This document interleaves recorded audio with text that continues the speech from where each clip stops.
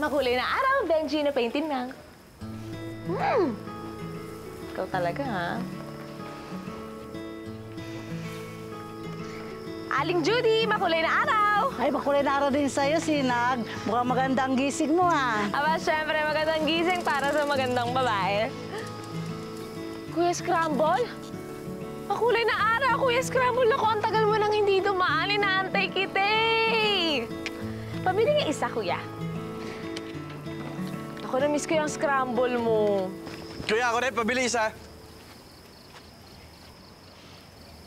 Benji, ang aga-aga, ha? Morning. Makulay na araw. Makulay na araw. Sa'yo na. Sige na. Hindi, sige na, sa'yo na. Kunin mo na. Salamat. May isa pa, boss. Naalala ko nung bata ako. May tinulungan akong bata dito sa Pelangi. Nawawala. Iyak siya ng iyak.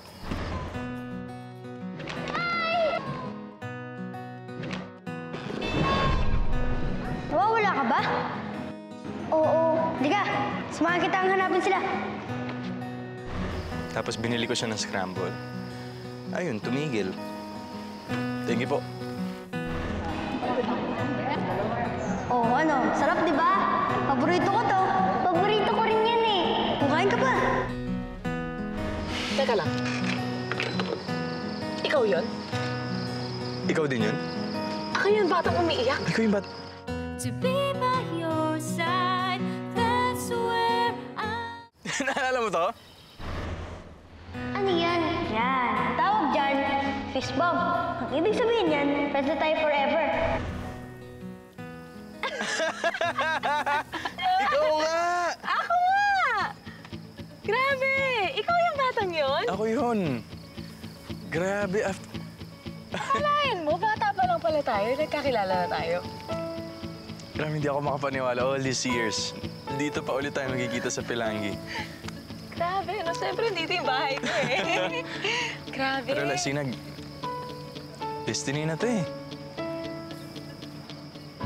So, ibig sabihin, kung ikaw nga yung batang yun, tapos destiny yung nagdala sa akin dito, para magkita tayo ulit, hindi tayo na. Sira ulo talaga yung E-boy na yun eh. Dapat talaga binantaan ko na yun nung nagkita kami.